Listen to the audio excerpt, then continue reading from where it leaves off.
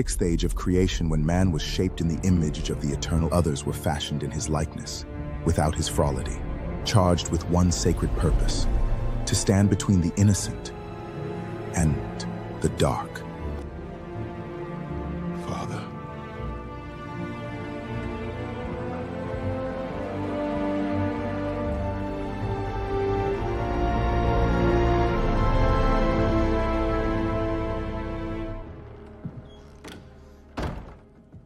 I've been chosen, Father, not by accident, not by conquest, by design older than my first breath. I know.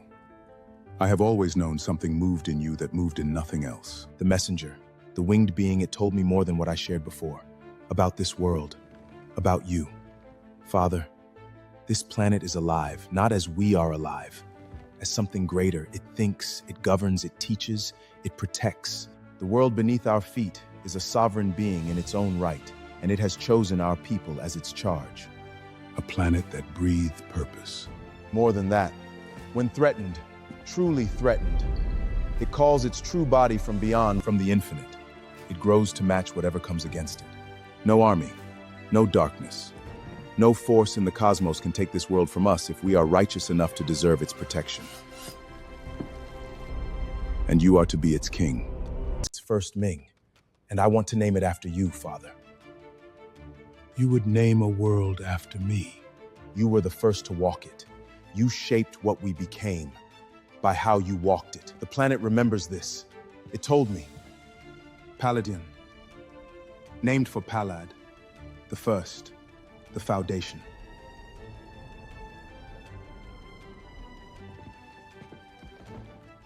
Every child born of this world will carry power in their blood from the moment of their birth, access to the fifth dimension. It is not magic, it is inheritance. It is the next step of what we were made to be. The fifth dimension. What does that mean for a man like me who still measures the world in three? It means you will begin to perceive what others cannot. Angles around corners, pathways through what appears to be solid, a sense of the spaces between spaces. And as you grow in righteousness and in discipline, those dimensions open further. 10, 11, 26, until the very laws that govern matter and end before you like grass and wind, like watching mathematics become real. But hear me clearly, Father. And this must be taught to every child that follows. Our power is not the point. Our power is the instrument. Righteousness is the engine. The more we deviate from righteousness, the more our strength fails. This is not punishment. It is architecture. We were built this way intentionally, so that no Palladian warrior can become what we are sworn to oppose. And what of those who are not warriors? What of those who want only to farm, to build, to raise their children? Every Palladian must undergo the fundamental training. They must know what they are, what they carry, and what they are capable of. After that, they are free. A Palladian farmer is still a Palladian. The responsibility to the universe does not mean every soul must be a soldier. It means every soul must be ready. But in all things, in every field they choose, in every art or craft or calling, they must never deviate to evil. That is the one unbreakable law. And the training, how does it begin? Through me. Through what was unlocked in me. I can pass it to our family first. And then the planet itself will carry it forward. Through a process I was shown, a ritual of activation. The avatars of this world will be the teachers for every generation that comes. Kneel, Father.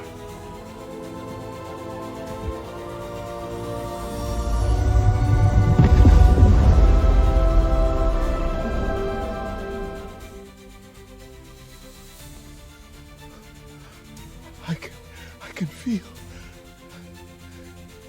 The beginning. That is all you feel now. The beginning. The rest is up to you. Urim, first king, you have planted the seed of your people's destiny. Now you must prepare to defend it. The pocket dimension. When do we begin? Now, time does not move the same way within.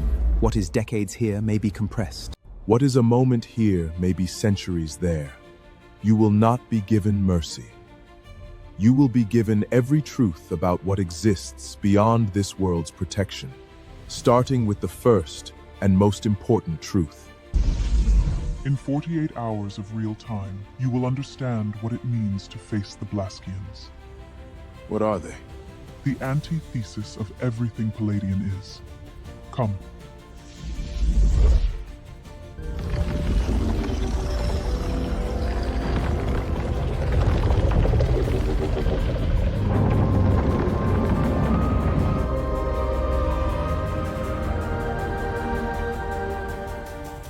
The Blassikians, known in the ancestral records of 1,200 civilizations across the known universe, called different names: the Bone Whiters, the Urim, the Calamite Empire, the Undying Engineers. Their world is not built, it is grown, from the remains of those they have absorbed.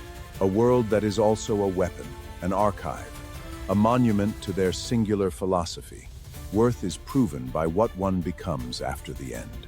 Death, to them, is not a tragedy. It is raw material. Life is merely a precursor to engineering. And they have been engineering for longer than Pelorians has existed. Marrow extraction lash. Fingers extend into living tools. Calcified cables that bore through armor and extract marrow, draining the vitality of the living directly into the Blassikian's own frame. Mid-battle, a Blassikian raises fallen combatants, friend or foe, as immediate construct weapons. In seconds, a corpse becomes a siege instrument. Osteo-resonance shudder. Vibration tuned to the resonant frequency of specific materials, including Q channels within living bodies, can shatter armor, weapons, and the internal energy pathways of cultivations. Grave wrath armor. In real time, a Blassikian absorbs the skeletal structure of a defeated enemy, grafting it onto its own frame. Power grows with every opponent defeated. Soul calcium brand.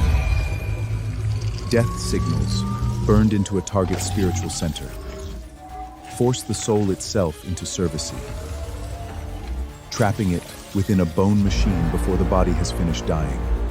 Carvered null assault. Precision bore attacks into enemy joints. Crippling mobility. Dismantling combat capability without destroying the structural integrity of the body, which is preserved for later use. And at the apex of their civilization, their king.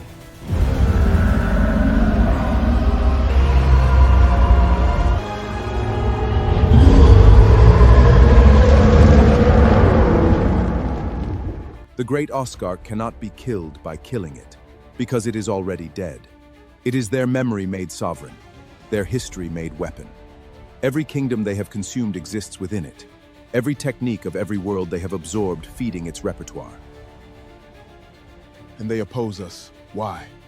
Because everything we are is a direct insult to their philosophy. We protect the living. We honor the soul. We shield the weak to them. The weak are unprocessed material. Every soul we protect is a resource they have been denied. Every life we save is an argument against their entire civilization. They believe we are stealing from them. Then I need to be ready for them. You need to be ready for one. Today, one Blassikian soldier, a Marrow Harvester, has been drawn here by the energy of your activation ritual. It is already moving through the dimensional boundary. This is your first assignment. They believe all life belongs to death eventually, and that any delay is an act of cosmic theft. They have been consuming worlds for longer than I have been awake, and now they have learned that Palladian exists.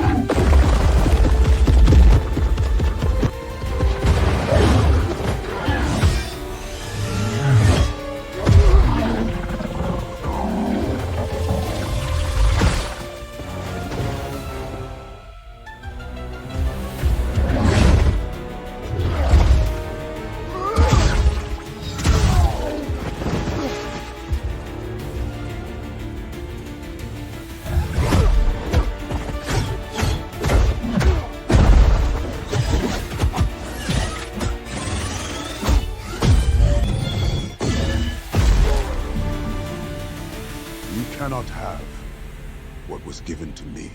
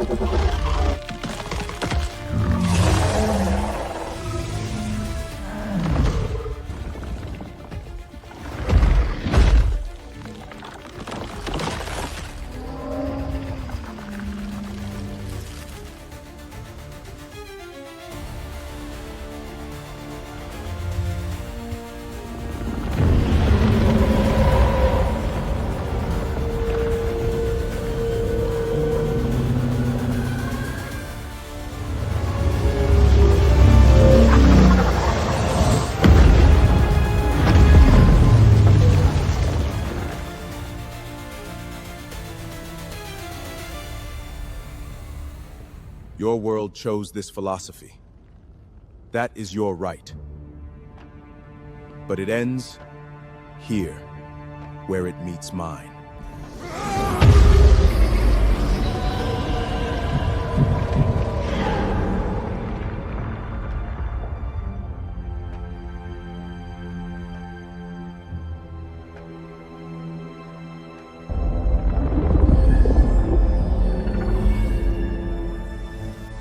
You used the fifth direction against the resonance field.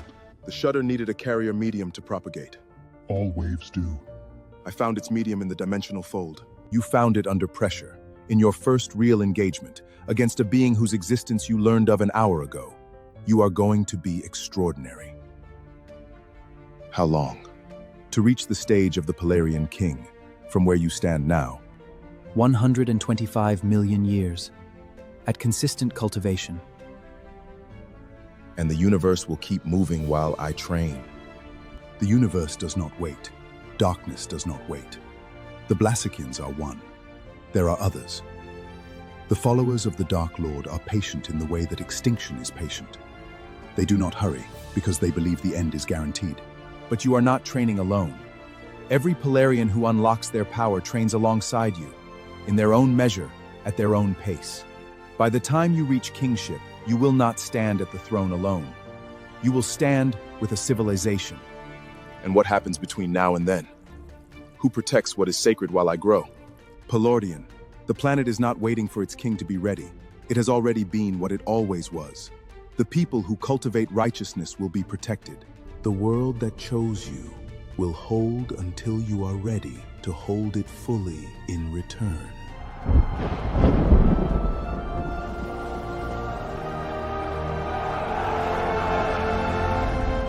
Then I start now.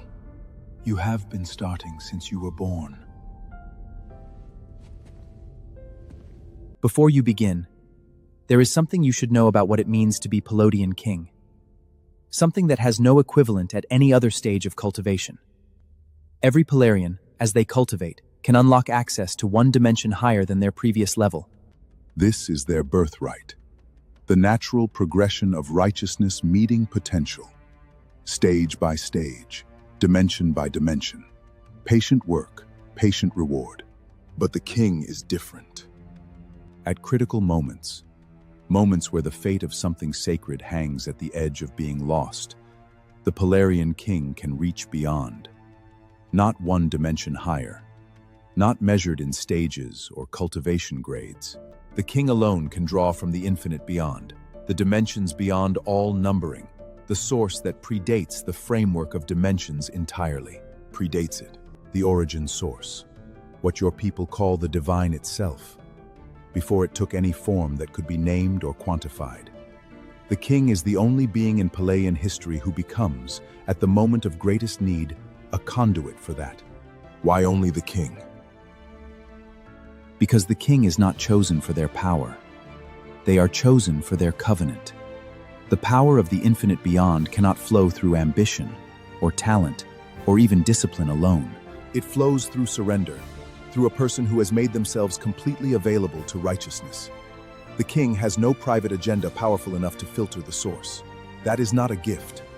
That is a responsibility that makes every other responsibility look small. 125 million years to earn the right to carry that. 125 million years to become someone worthy of it. The earning is not the years. The earning is who you become inside the years.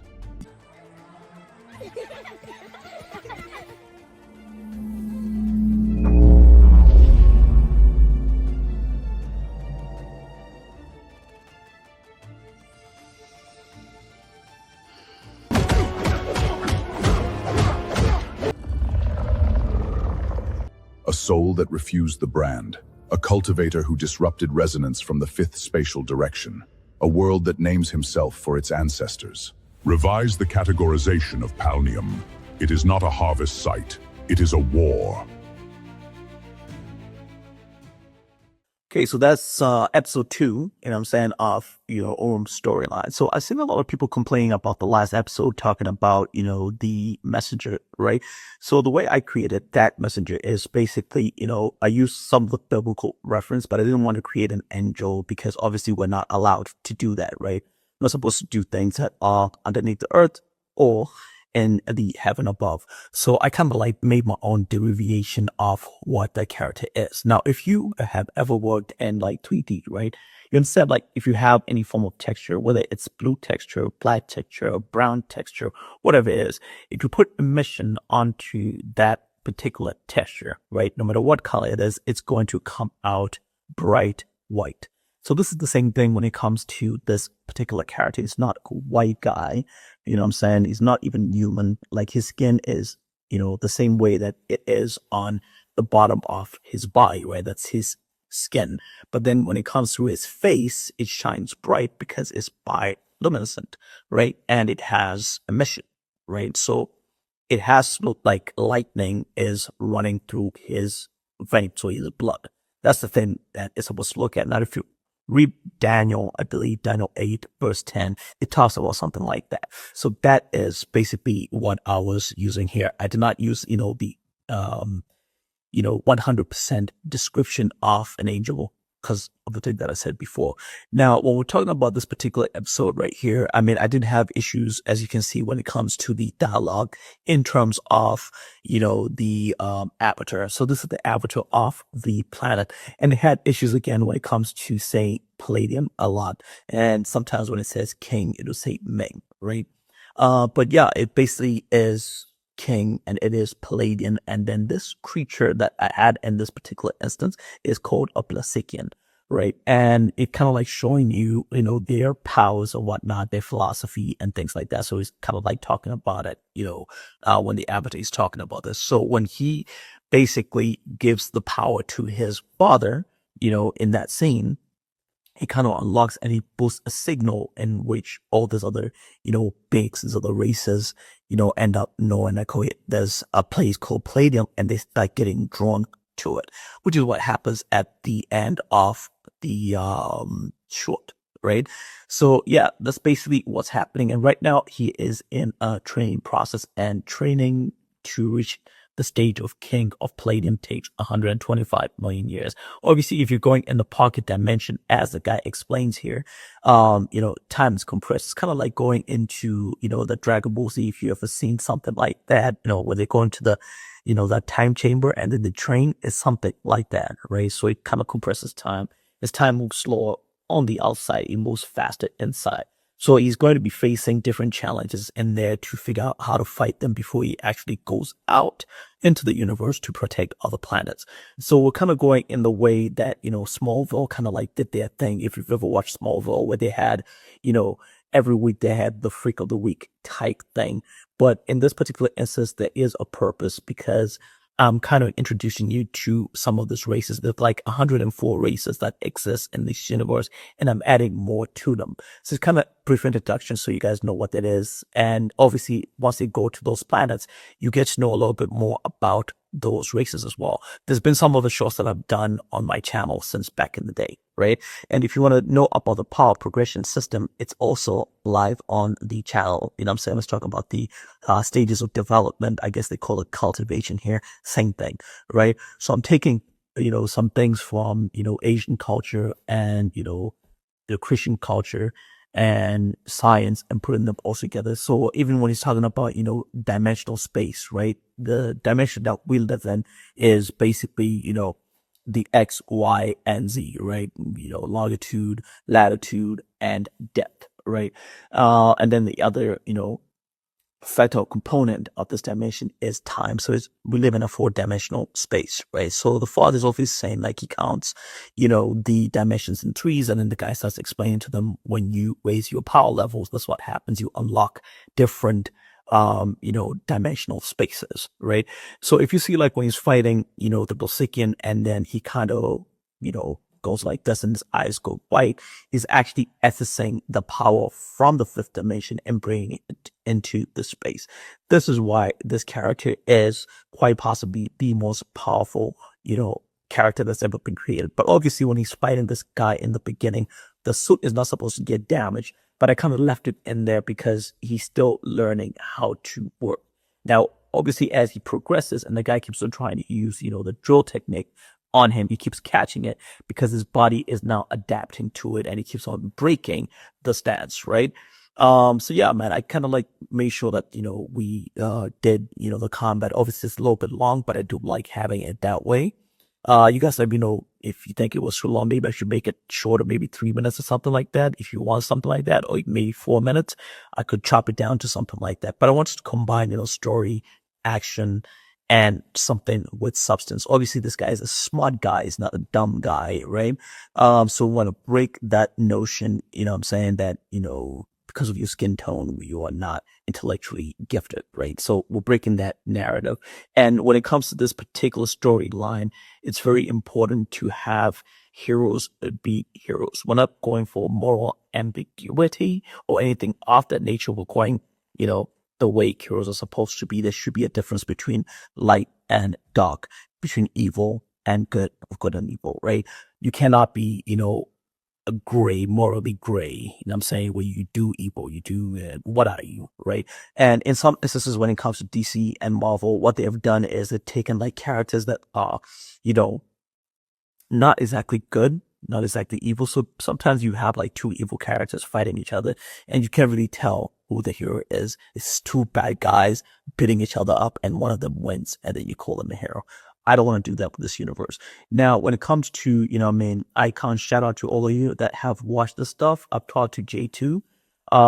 And, we'll work some things out to see like if we can bring that stuff to you, but we'll definitely have to change some things. I'm saying? Maybe we might keep using his space. We'll change Rocket because a lot of people were complaining about that particular instance, saying that the, skin tone was, a bit too bright. So yeah, we're going to change that. I was assuming that, that particular character was his girl, but no, it's an AI generated character that he was using to pass into this. And you want to make sure that it's not a real person, right? It's an AI generated character that he does it that way. But anyway, man, we're just going to work on that thing and we're going to bring some more stuff to you. Shout out to all of you for watching the stuff. Shout out for the comments. I appreciate everything that you guys have given me, and I'll continue bringing more of this content towards you. So stay tuned. So the next episode, we're going into the next race, like I said, and I'm currently working on Blue Marvel, for this particular universe. I like the script so far. It looks good. And hopefully you like it once it drops. Hopefully we'll have it done this weekend. And yeah, you guys get to enjoy that. And then we'll go into Static Shock because you guys wanted to have some of that too. You know what I'm saying? So yeah, that is the direction that we're going. And don't sleep on, my Star Wars thing. It's not really Star Wars. It's kind of like Jedi, but not using, lightsabers. They're using, the infinite resonance or this power that's in the universe, the spirit force, to actually generate their weapons. So yeah, man, it's cool fight scenes in this. So if you like, Icon, you like Forum, that type of stuff, watch that one too. Like the X-Men one is not as good because I can't take it and put it into, CDAs and, animated because they're owned by Marvel. So it would just block those generations. So I couldn't like push the Wolverine action the right way, and I couldn't push the Star Wars thing the right way because it will refuse lightsabers as well. So I decided to create my own, Star Wars or Jedi type force, right? And then I'll call Jedi. But yeah, man, check out the stuff. I'm bringing more content, and hopefully you guys enjoy it. Thank you again for watching. Thank you for commenting. I'll see you in the next video. Peace.